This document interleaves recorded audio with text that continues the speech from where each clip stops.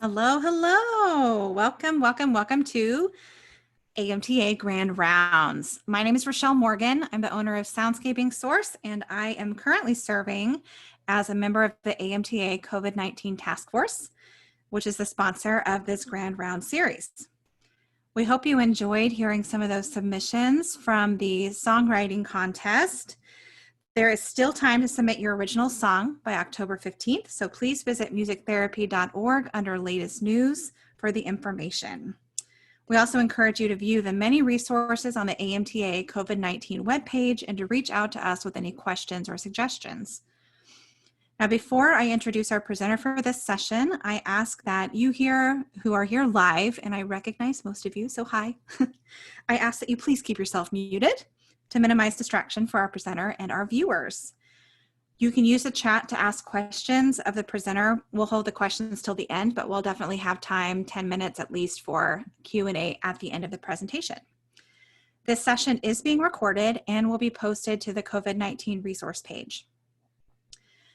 So today's presentation is called Into the Unknown, Navigating Changes in Your Music Therapy Business. Our first presenter is Amy Foley. She's the owner and director of Heartstring Melodies, LLC, a music therapy business in Northwest Ohio. The business started in 2014 with a dream to provide music therapy services to individuals living with exceptionalities across Northwest Ohio. Heartstring Melodies has since grown to a team of 3 music therapists working out of 2 offices and several community locations to provide music therapy services to a variety of individuals and groups, including those living with exceptionalities, TBI, cancer, PTSD, aging-related diseases, and mental health diagnoses. In addition to overseeing business operations, Amy is a music therapy instructor and serves as the field and clinical placement coordinator in the Department of Music at the University of Indianapolis. Her primary responsibilities at the university include teaching within the music therapy program, supervising music therapy students during their clinical practicum placements, and coordinating field assignments for music therapy and music education students going into the community. Amy currently serves as a webmaster for the Association for Indiana Music Therapy.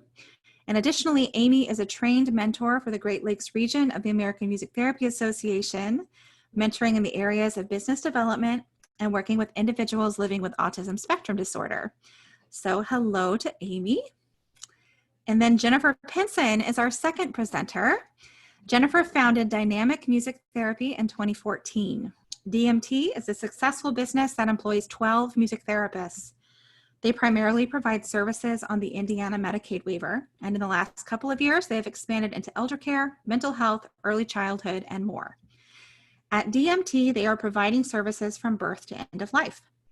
Jennifer and her team have managed to find their way through the COVID-19 pandemic by forging new frontiers through teleservice and extra precautions. She offers her insights in the form of educational programs, mentoring, and podcasts that highlight her experiences and knowledge. Jennifer is currently serving as the president of the Association for Indiana Music Therapy and is an active member of the American Music Therapy Association. Her entrepreneurial spirit has taken her into several different business avenues, from developing training programs to co-authoring a book. So, we have 2 great presenters here this evening to talk about navigating change, so I'll turn it over to them. Sounds great. Thank you, Rachelle. I'm going to share my screen with you all so you can see some of our slides. Give me just a moment to get it into presenter view.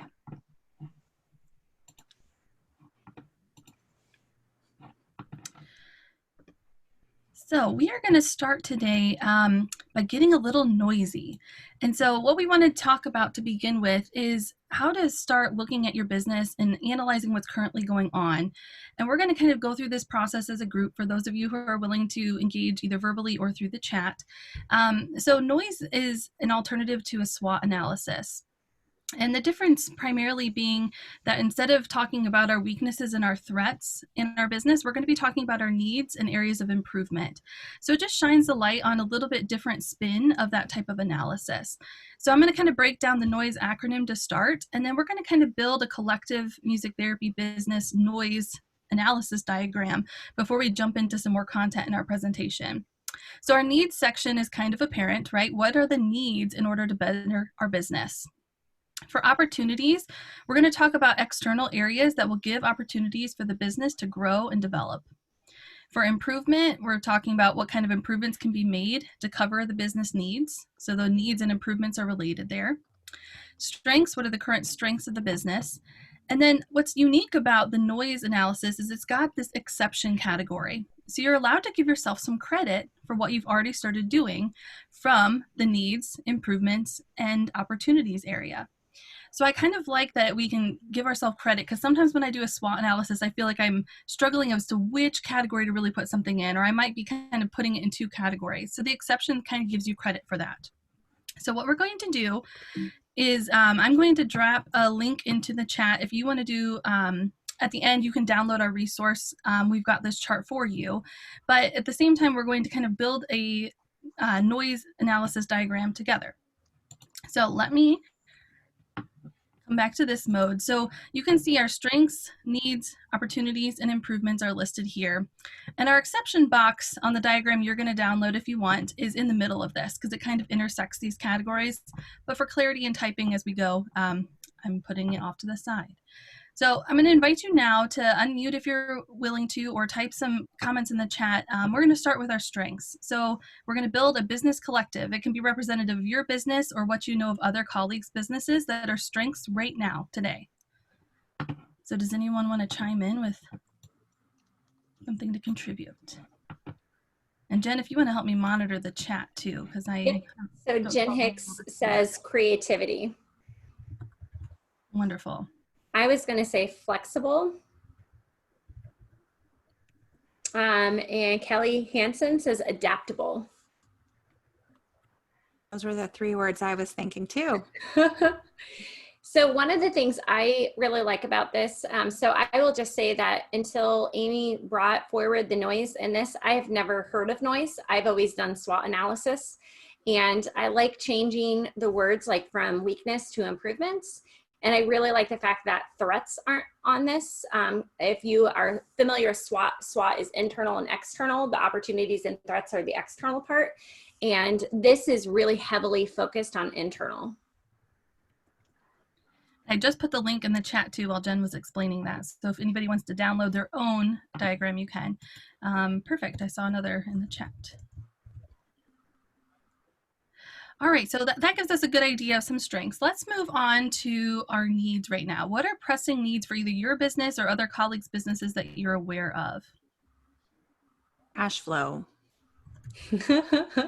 Absolutely. Yep. Seeing some other head nods on that one. Other needs that we're experiencing in our businesses right now? Tech upgrades. Great. See if we can get about 3 in each category, if not more. Self-care. Ooh, that's a good one. Yeah. I've also heard a need for different marketing techniques that work during a pandemic. That's really long. That's okay. But you're obviously a fast typer, so it works okay. That works. All right, so those are some great needs. Let's look at opportunities. What do we have external opportunities to grow and develop our business right now? Businesses, I should say. I think there's still a need for connection, or an opportunity, I guess, for connections. I see time coming in the chat. Mm-hmm. Not sure if time was going towards needs or opportunities, but I think it could be both. It could be.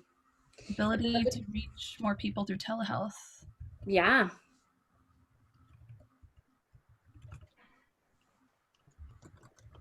Ooh, special grants. I like that. Mm-hmm. Might be eligible for different things this time around than a typical grant. Explore different sides of our business. I cannot see the word pivot without thinking of Friends reference. Oops, not pivot. There we go. Thanks. Great. So it sounds like we've got a good list of opportunities here. And then what about some improvements? What are improvements that you're wanting to make in your own business or in general as a collective that we want to make as music therapy business owners? I think there's an area for improvement is learning about trauma-informed care. since a lot of people are experiencing trauma right now. I like it. And diversify.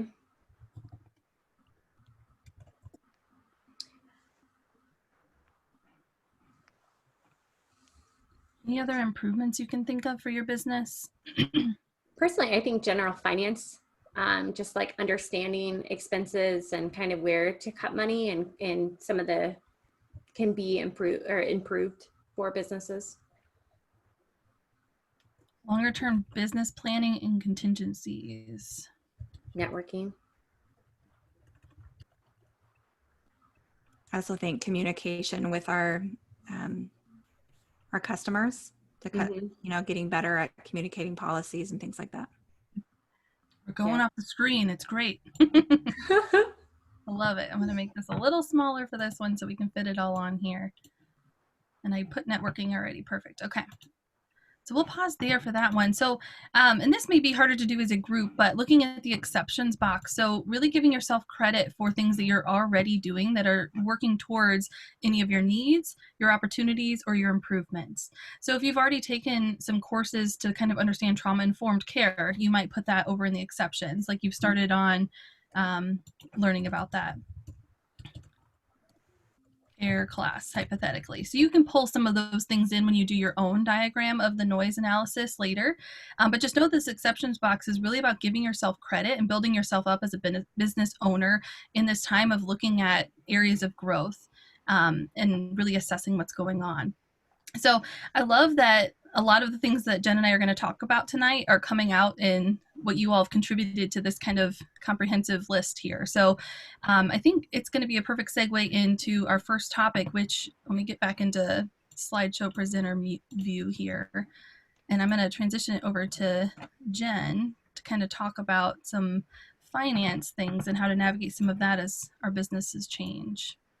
Yeah, so when Amy and I sat down and kind of talked about, business and where to kind of start with this, and we felt like that there was a lot, we wanted to kind of see where everyone was. And again, like Amy said, it sounds like a lot of the things that came up are the things that Amy and I have been talking about.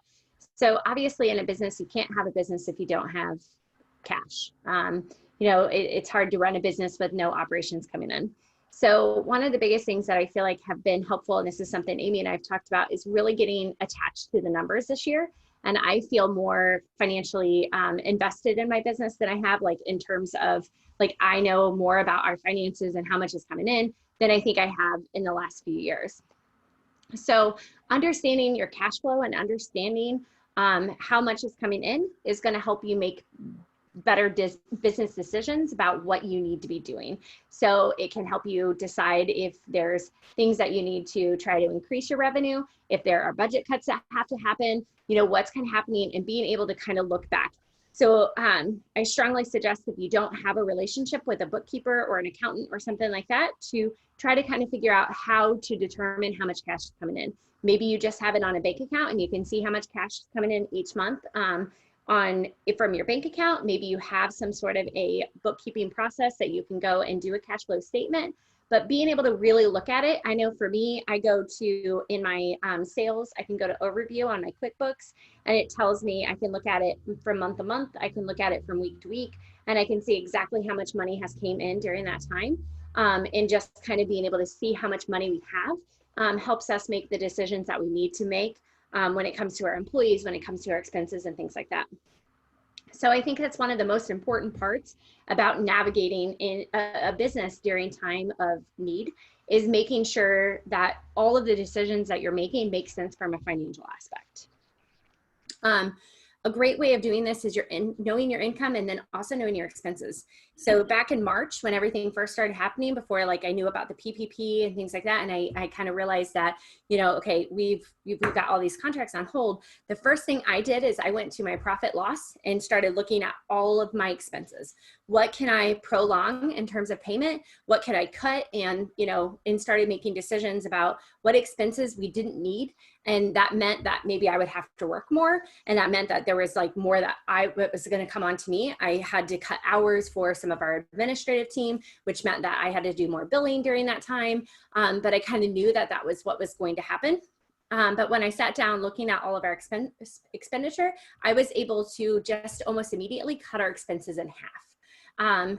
And really go down to the bare bones that we could to kind of navigate through those things. So understanding too in your financial aspect, what are you spending money on and how can you cut those expenses to be able to make your revenue go further and spending your revenue on the things you can. I'm not telling you to work 80 hours a week or 60 hours a week or anything like that, because obviously that's not sustainable. But I think as we go through the presentation too, you'll kind of hear some of the decision-making processes that Amy and I have gone through when we've had to, have loss of revenue. And then, you have to obviously make decisions based on the numbers. I know that there's been a lot of music therapy business owners that's had to lay off. And obviously you have to make the decisions that you have to do based on the business that you have. You can't keep people if you don't have the revenue and you don't have the money and you don't have the things. But also, looking at your income, expenses, and your cash flow and kind of stuff can also help you do projections. And so this is something Amy and I talked a lot about too, in terms of going back and looking at the histories of our business. And Amy was telling me about, she looked at 3 years ago back in her sales. And Amy, do you want to jump in and say? Yeah. So, even just for normal budget planning purposes this year, my business has gone through a lot of growth over the last year. And so really trying to project forward, what could we handle for our new office that we got, and how can I manage my staff to provide maybe additional benefits and things like that. So I was really trying to project some growth because we've had kind of some steady growth over the last 3 years. So I broke down looking at projections in our in-office sessions versus our community-based sessions, kind of try to break down the growth that we've had in different sectors. So if it's, nursing homes and assisted living facilities, how much have we grown in that sector versus how much have we grown in the public and private schools, getting contracts there. So really trying to see what our overall picture was for projected growth, as well as where I was with the different sectors, so that I could make really smart business decisions and understand if there wasn't a lot of growth projected in a certain area, then maybe I could target that area a little bit more with some marketing. Yeah. So with us too, based on kind of what Amy was saying, we're fortunate that the Indiana Medicaid waiver was allowed services, but that didn't mean that all of our clients had services, and there were a lot of adjustments that came along with that. But we lost almost all of our private pay in the last couple of years. Or I guess they went on hold. We've been looking at trying to diversify our revenue a little bit more, and there's a lot more control in the private sector versus through Indiana Medicaid waiver. And so we've been kind of looking at what is our private pay growth been in the last few years, and we've been doing pretty well here recently, which will kind of segue into marketing a little bit about some of the things that have worked for us in terms of getting some new businesses on. So we've had a couple kind of abnormal growth in the last couple months. And some of the things that's been working well for us is when we've looked at some of our marketing, we're trying to market, kind of how we fit into being an essential service. This is a conversation I've had with a few music therapists and stuff in terms of, where we see music therapy as an essential service. And I think if we, marketing it in a way that is an essential service, especially in mental health right now. And, we're actually have seen an increase in hospice care, of hospice wanting music therapy right now too. And so end of life care in particular, really marketing how, why this is still a need. And then we've also really tried to be very strategic in terms of what are our COVID policies? How are we going to keep individuals safe as we come into their homes or as we're going into these business facilities? And so we've been very forward as we're even beginning those conversations about here's our COVID policies, here's what our expectations are from you, here's our expectations, what you can expect from us, here's how we're going to keep everybody safe. And that's been something that I have found that a lot of the businesses that we're talking to have been really receptive to and really wanting from us. The other thing is that when we're creating our content to give to them, or we're creating our content that we're trying to put online, we're trying to use as many graphics as we can that show our therapists in face masks, that are showing our therapists in, doing the work that we're currently doing, and trying to get as much marketing materials as we can. So that way, when people are coming to our social medias and looking, that they're seeing what they're going to get. So when we're doing outdoor sessions, taking pictures of that, posting those on our social media. We've done even a walkthrough of our office showing, our 6 feet apart markers and the things that we have in our office. So really building that marketing in a safe way too. That's going to also show your target market and who you're looking at that, hey, we are taking these precautions. We are doing these things. And these are the effective measures that we're going to have when we start to do business with you. And I tend to have always preferred face-to-face marketing. I really enjoy going to networking groups, and that's been really hard for me here lately. But I've been recently kind of getting back into doing some face-to-face marketing, but that's kind of where, trying to figure out how to reach businesses again. How can we do those in-person networking groups? How can we go in person and see people? Because I feel like that's a big challenge right now. And again, making sure that if you are doing things that you're, wearing a mask, reading the room, and doing the things that you need to for that part. Absolutely. And I think, what Jen's saying about trying to build up new business has been a challenge, I think, for a lot of business owners in this time. So something that my business has been trying to do is partnering with new agencies that maybe have opportunities to get other funds that we wouldn't have access to as music therapy business on a general day. So we've been partnering with some new non-for-profits in the Northwest Ohio area to offer like a group for the fall. And so trying to get people to sign up for a consistent time. We found that some people are just over the teletherapy Zooming kind of sessions right now too. So we're just navigating that. How do we reach people in person safely versus doing stuff online and keeping their engagement level up. So it is challenging, but trying to find that new opportunity for who else is out there that I haven't reached out to already as a business owner to network with, and to see, can their group of people that they already have a network with benefit from our service, and vice versa. I think too, this is the time to use those connections that you do have, the relationships that you build even pre-COVID, or going back to even people that, maybe you have a business that isn't able to receive your services right now because they have finances, but maybe you have a good relationship with somebody inside that. Maybe you've talked to the activity director and say, hey, I know that you guys can't, but do you know anybody else that might be? And beginning to kind of use the people in the network that you have to try to generate other opportunities that could be out there that we haven't even thought about tapping into, just by that word of mouth from somebody else too that you used to do business with that probably would love to have you back, but maybe they just can't. And see if that can, spiral into something else and another opportunity. Perfect. Yeah. So I think a lot of us are probably feeling like, what do we do, right? We're kind of stuck at this part where, what if what you're trying isn't working? Where does extra money come from if the money's not there? When should we decide to pivot, and how do we do that? So we wanted to have a little bit more of open dialogue again at this part for any ideas that have really stuck out for you, or maybe just challenges and you need to be heard in this moment of what's been a struggle. And I can share, for me in Northwest Ohio, we don't have a lot of access to outside funding agencies. I know I'm living in Indiana, and so I hear a lot about the Medicaid waiver in Indiana, but that's not an opportunity for people in where my business is. And so a real struggle is just, where's the money coming from? So, private paying clients, their family budgets have been significantly impacted because of COVID. A lot of the schools have had budget cuts. There's just budget cuts left and right. And so trying to find creative ways to make money dollars to pay for music therapy has been a super challenge for my business right now. So, Jen, I don't know if you have anything you wanted to share before we kind of open it up to see if other people have things they wanted to chime in with about just, what do we do right now? And honestly, one of the things that just popped in my mind, and you and I haven't even talked about this, is that I feel like these questions would be really good to do a noise analysis on too.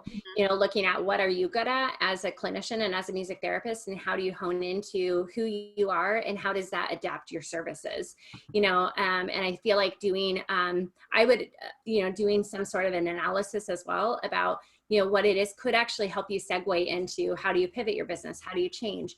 Do you, how do you go into an online basis? Is it time for you to open some other sort of a new platform? What are the strengths of you and your business? And what are the strengths, and how do you, increase that access to the people that you are trying to serve during this time that, money is tight and you might not have the resource, or you might not have the businesses that have the resources. And so I think this is a good opportunity to start exploring those things.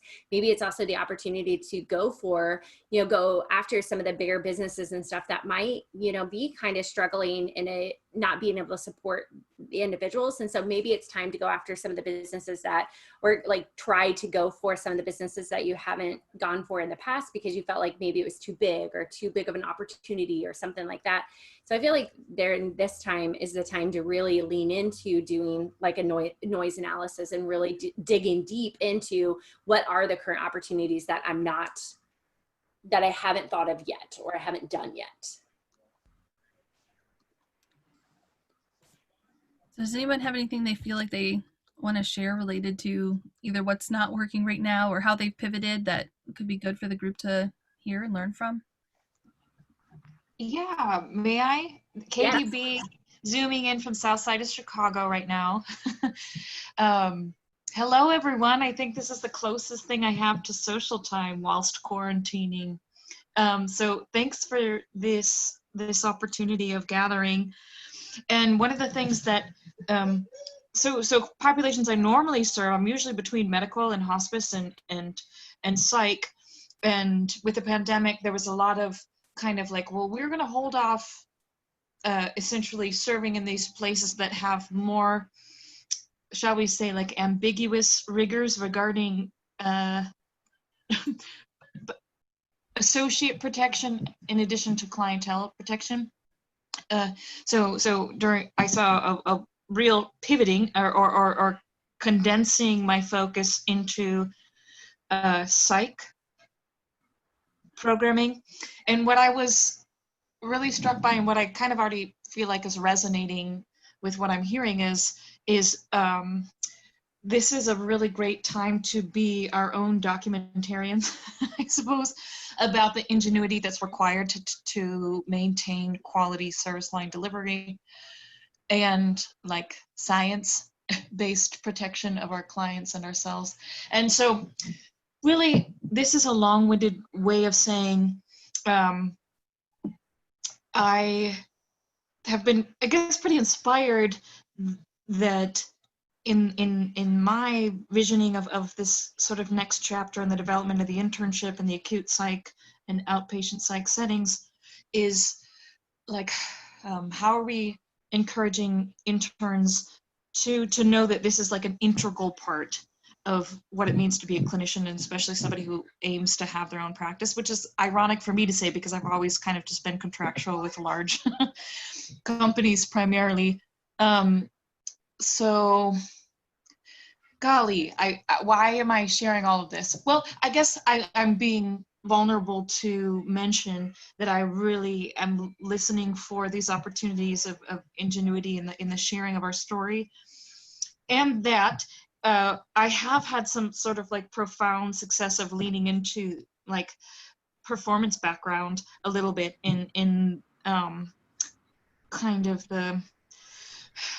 this is the same demands of setting up tour being applicable to like, okay, who are my real people, and who are people that I didn't formally associate with my profession, but I've also, I think with very little telling, could intrigue them sufficiently to have investors in a way that I have not formerly like sought after because my profession has provided on my behalf, and now it's sort of like demanding of me to be able to tell my own story. I realize that I don't know how to say this concretely, but I was feeling inspired by what was shared thus far, and hopeful also to hear about who has, if anyone has had really successful partnership of like documentarian folk or social media entities or people that help capture the story and from a more like unbiased perspective from me just how do they say, like hanging my shingle or whatever. Yeah, thank I'm you. gonna Thank mute you for myself sharing now. that, Katie. I think the documentarian takes us a little bit off topic. So maybe if we have ideas on that, we could put it in the chat. But I did want to tag onto something you said that I was thinking too, is the services and mental health.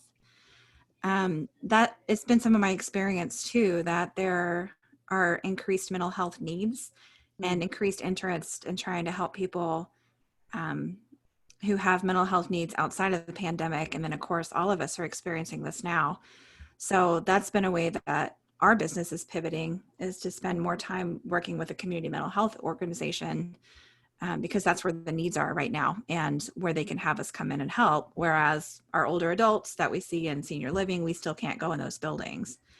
So shifting within our scope of practice to another type of setting has been a way that we've been able to pivot. We have two. We just got one of our larger contracts that we just got was in neuropsych, and so we've been seeing a lot of increase in mental health as well. Thank you for sharing. And I can relate a little bit to what Katie was asking about, additional, I think the documentarian part, to me, what resonated is that we've had some additional media coverage for my business in this time. So the media is really interested in like hearing your stories and hearing what's working and reaching people, and kind of a feel good story to put on the local news or newspaper. And so my business has actually been able to share some additional positive things about music therapy that we usually wouldn't have had airtime for, or print in the local papers. So that's been something interesting, and might be a way to continue to market and advocate for your services in your area if you haven't looked into that. I also liked when Katie was talking about too, kind of using some of her music background for right now too. I feel like that's a great opportunity for additional revenue sources. If there are other things that you do outside of just being a music therapist that you can start tapping into through being a music therapist, and whatever it is that you can do elsewhere for revenue to keep your business going. Jen, do you think that seems like a good segue into our next? I think so. Slide? Yeah. So we're going to be talking a little bit now about changes. So I'm a firm believer that anytime that things happen, that I'm constantly learning and growing, and I'm constantly trying to make the changes that we need to make. So some of these things Amy and I already kind of had, but these are things that, can be things that can help your business if you are somebody that was facing a lot of hardship in the time. So one of the things, if you've never heard of a line of credit is like basically it's kind of like a bank account that has a certain amount of money in it, and you can take it and put it back as you need it. Typically, depending on if you do a secured or unsecured line of credit, will depend on kind of what your the interest rate will be. Some line of credits have really great interest rates, some of them not so much, and that's going to be the difference between a secured and unsecured. But a line of credit can just help you with cash flow. When I have a line of credit for my business, and when the pandemic hit, I made the decision that if I got to a point where I needed to use my line of credit to pay my employees, that I would lay off instead, because I wasn't willing to put myself in debt to keep my employees employed. And that was a decision that I was going to make for my business. And that doesn't mean that that's the decision that everybody could make. And it doesn't mean that if somebody did that differently, that they did it wrong. That was just for my own sake. I was not going to do that. But I did know that I had a line of credit in case we needed it, and in case I needed to spot, cash flow at some sort of a basis. Fortunately for us, the PPP kind of helped us on that. But establishing a line of credit to be able to help yourself, especially if you're a solo entrepreneur, if it's just you, it really makes sense to potentially look into that option. When establishing a line of credit and establishing a relationship with a bank, you typically want to do that when you don't need it. Because that's obviously when they're going to be able to give you the best interest rate, they're going to be able to give you the best stuff, but then you're going to have it for when you do need it on that rainy day. And so if you are somebody that experienced a lot of financial stress right at the beginning, having that line of credit isn't a bad thing. And so I've had a good chunk of money out of my line of credit before, and I've been able to kind of move it around as I need to help me sustain my business in unknown situations.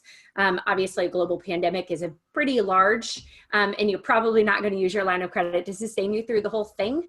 But there's also going to be other unknown things that are going to happen that line of credit could actually get you through. I think now, if you have not worked with a bookkeeper or you have not really understood your financial documents, now is a great time for it. I know that there's other opportunities coming up to dive deeper into finances through AMTA, but really understanding that financial document is going to help you with your business. And honestly, I feel like for me, I've understood, I know my financials better in this past year than I think I've ever known my financials in terms of my business and also personally, because I think when we get to a point in a moment like this, understanding your finances is going to help you move. The diversity in revenue. I feel like even some of the best businesses that have diversity in revenue still saw a lot of hardship. And so there's only so much you can do. And, I think sometimes it's really hard to kind of accept some of that. But being open to how that revenue can come, looking at different ways of having different revenue streams and not just direct services, might be a really good opportunity to really focus on diversity instead of even thinking of each business contract, but maybe even establishing your business to where you have different parts of your business. Maybe you do some sort of mentoring. Maybe you have some sort of an online platform. Maybe you have your services that you provide that are music therapy. Maybe you have early childhood, but thinking of it maybe in diversity of different services versus even a diversity of one contract, another contract, another contract, another contract. And that might actually help with sustainability in your business as well for another unknown event. That's something that I've looked at, is really how I can diversify my income streams. So that way I make my own personal stuff a little bit more airtight if something were to happen here that I'd have here, here, and here. So that's, just something to think about, is diversity in revenue in general, and not necessarily just diversity in music therapy contracts. And I would also chime in for looking at diversity for those of you who might have a team working with you, of how you spread out those different contracts amongst your team members. Because I know in my business, one of my team members was really heavily in the schools, and the other was really heavy in our private paying contract, like clients coming into our office. And so when the schools got shut down, my one employee was significantly impacted where the other wasn't as much, and we had to do some juggling of things to kind of keep hours consistent. And so now I've learned I need to maybe think about that when I plan out their schedules and what contracts we get, how to divide some of those up so that it's not one person doing all of the same type of work. Absolutely. Yeah. And Barbara adds diversification of contract terms and structure on contract renewals and new contracts in biz. I really like that idea as well. I know for me, a lot of my contracts, I could have said, oh, well, no, you have to give us 30-day notice. You have to pay for 30 more days, in terms of the contract agreements right at the beginning of COVID. And I remember seeing conversations about this in the music therapy business owner community that, sometimes too, it's, you have to just let it go and let bygones, be that, not, so sometimes even that contract renewal might not be airtight in a global pandemic, but there's a lot of other unknown opportunities that having different renewal contracts and having different terms and things like that would really add a lot of really sound structure in that. So thank you for bringing that up. So policies and procedures. I always, my employee handbook and all of our stuff are always live documents. And so, to me, a live document means that they're always changing, evolving, and going. So, we have so many policies and procedures right now for COVID. We have a lot of very strict protocols with our employees that it's very black and white, that this is the protocol and you've got to follow these protocols. And so, updating your policies and procedures to make sure that what you're learning is now reflecting how you're moving forward. So, looking at your contracts and putting things in your contracts. Can you give an example of their diversification of contract terms renewals? Okay, I will actually come back to that here in a second. And then Barb, Yes. So, updating your policies and procedures based on the things that you're learning really will help you to be able to navigate more unknown things. Sorry, I don't know your name, but the Greater Chicago Music Therapy said, can you give an example of diversification of contract terms and renewals? So the way that I see that, and Barbara, feel free to unmute and correct me if I'm wrong, but the way I would see that is that some of your contracts might be 1 year, some of them might be 18 months. Instead of having all of your contracts going from like January to December, some of your contracts might go March to March. Some of your contracts might have just different terms and things of that. So that way they're kind of falling differently. That's how I would see that. Barbara, is that correct, or would you like to chime in? No, that's correct. Also, sometimes in the past, at least, not recently though, I've had contracts that might have been fixed price, like X amount of dollars for a period of time, and we may have changed to a cost plus, starting with a block of services. And then they take a look at their finances and they said, yeah, we can fund another module of services. Ooh, I like that. I think that's a great point too, in terms of even navigating into this kind of unknown place too, is having that different, if you have hourly rate or versus, people just paying on a monthly cost. I think that's a great thing to think about. Absolutely. And Jen, I'm watching the clock. I feel like our next time maybe we can keep up here as we start taking questions and people can look at this on their own, because I think we've covered a lot of these things already with what we've kind of learned, and I think they're probably very relatable for what a lot of you are experiencing right now. The one I do want to highlight is Jen and I both agreed that we've really learned how to give ourselves grace and how to give others around us a lot of grace during this time. And so I think with that, if you're okay, Jen, let's transition into some questions and people can kind of view this as they want while we're chatting on questions. And if anyone has questions over these, ask us too. But I think that we have covered a lot of these things, especially like the contract stuff. But if anyone has questions on this stuff, please let us know. Great. So I've got a couple of questions for you while people are typing their questions in the chat. Okay. The first one, I wondered if you could talk more about framing music therapy as an essential service and how that's played into your decision about when to return to in-person service, how to talk to people about that, etc. Yep, I can start with that. So one of the things that we, even in the very beginning, when the music therapy, when we went down to quarantined, we started seeing all of our clients teleservices, even through like the Indiana Medicaid waiver. And then with Indiana Medicaid waiver, there were certain services that were considered essential. And then we actually were talking about how some of our clients could still get seen even by music therapy, or our music therapists that were deemed essential. And so we actually had to even like write out with our music therapist about them being able to even be driving in case they got pulled over, that we had to actually even provide an essential thing. So ours came down to, if the behavioral need was there, that the family still needed our support, that we would consider ourselves, and even the state Medicaid waiver would consider us an essential service in terms of being able to provide those services to that client. So that kind of started our segue into that too, about, how we were really looking at our essential services. So it was kind of almost a question of, is the client safe in their environment? Does the client, does the family need support? And we work primarily with some clients that have high behavioral needs, and we work with clients that, might not be safe in all of their settings. And so we did support families even during that time in their homes, when because of the fact that we felt that they needed it and the families felt that they needed it too. And then from there, we've kind of segued into, I've had conversations with other music therapists and kind of segueing into that, if we really want to be consider an essential service, that if people are wanting our services, can we really be turning that down? And then also really showing, the needs of, that mental health piece inside of even like senior communities, and trying to use that as, this is essential at the end of life care. This is essential, and we can provide those essential needs in terms of that mental health and that wellness and that. Does that answer your question?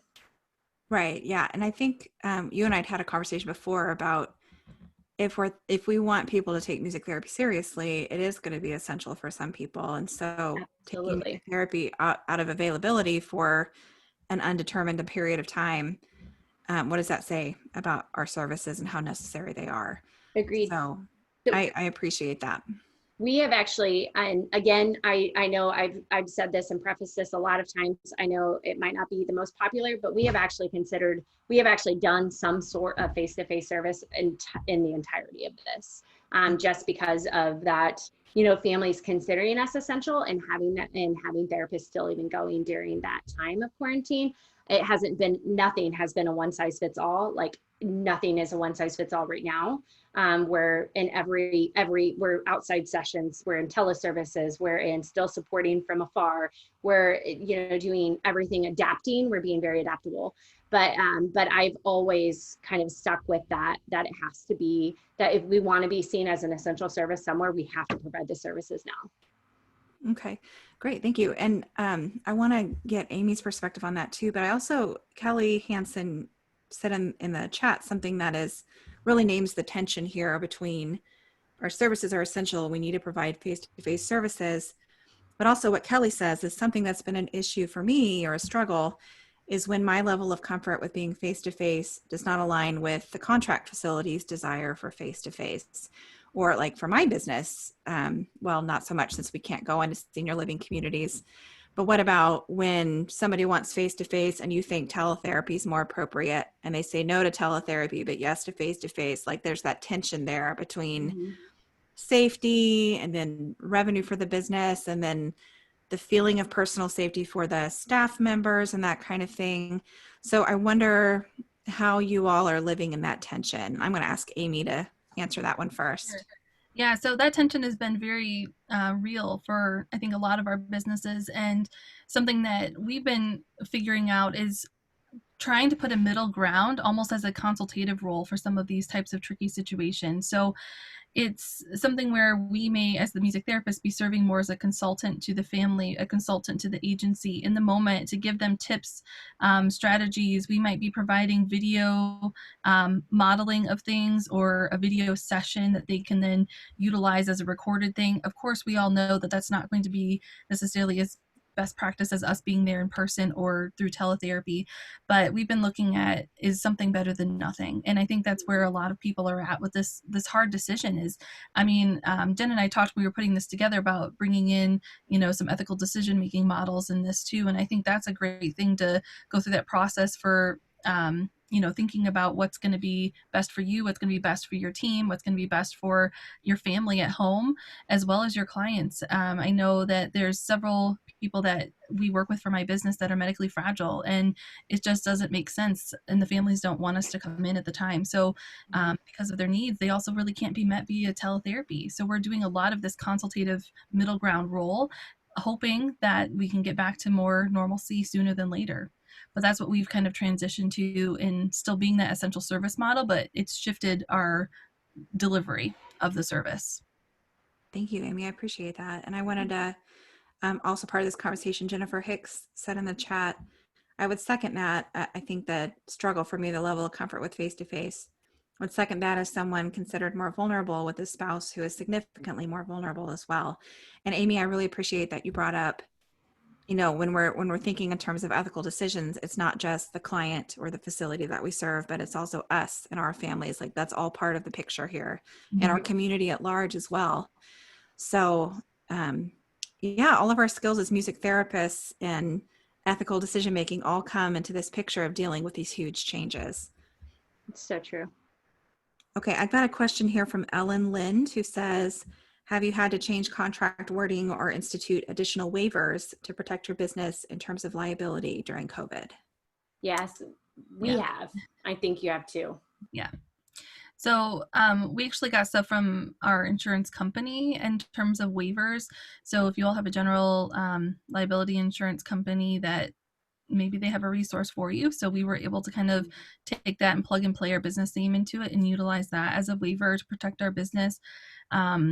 In terms of changing contract wording, yes, I've allowed more flexibility with language regarding transition of types of service models as opposed to just our traditional face-to-face. So now our contracts have wording in there about a fluid situation and knowing that if we, the state, the county, the agency goes under certain levels, that we need to be fluid in our model and agreeing to being able to be having that alternating service delivery for those that can. Obviously, that's not going to work for everybody.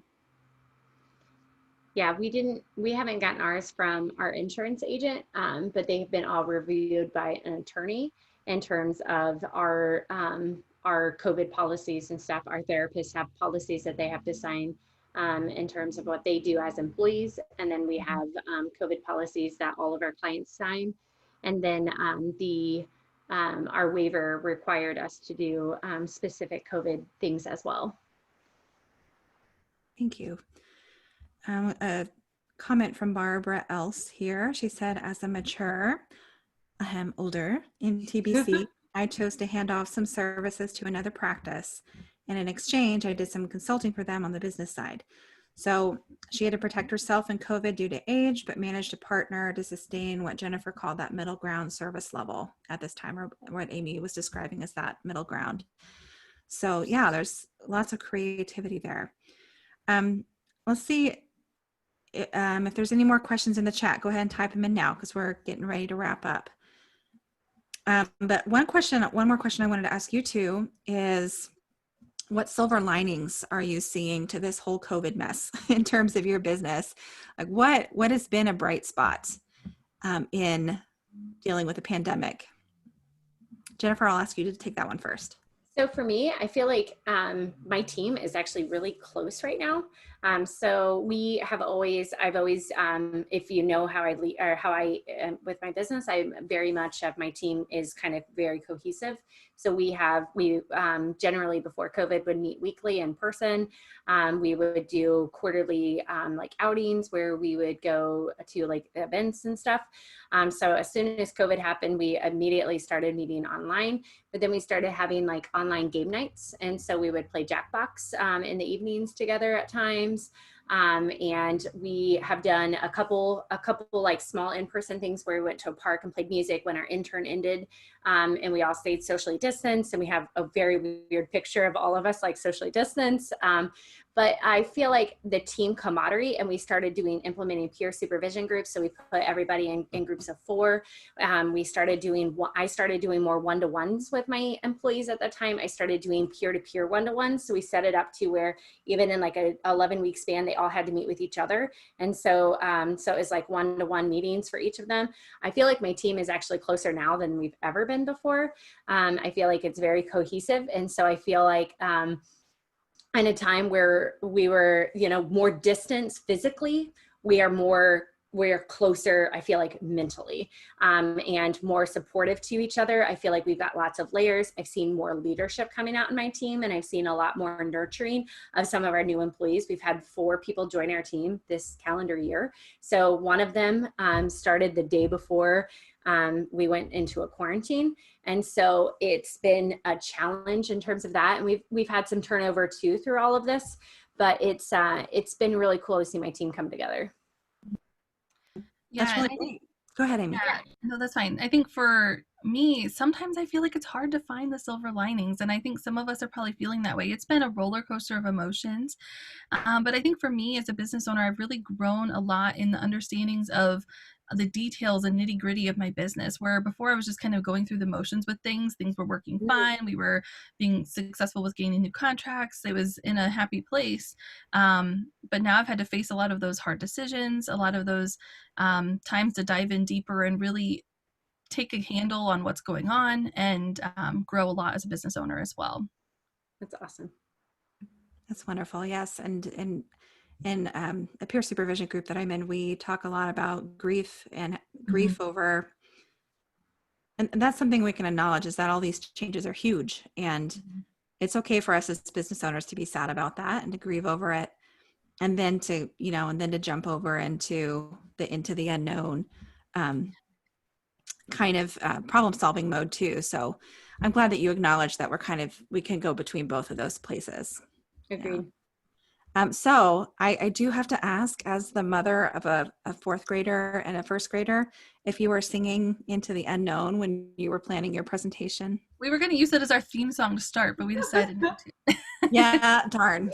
I guess there's, YouTube might flag us or something if we did that. So, okay. Well, thank you both so much for your presentation today. And thank you to everybody who attended this live. And for those of you who are watching the recording, this is just the most recent episode of our AMTA Grand Round series. So we have a couple more coming up. So please mark your calendars to join us next week. On October 8th at 9 p.m. Eastern, Joshua Pearl is going to be presenting Putting the ISO into Isolation, Lessons from a 2-Year Quarantine. So we're really excited to see that presentation as well. Attend live if you can, and if you can't, you can watch the recording afterwards. So until next time, stay safe and well, everyone, and a round of applause or spirit fingers for our presenters today. Awesome. Thank you guys so much. If anyone has any questions, we're always available via email as well. So reach out to us. Thank you.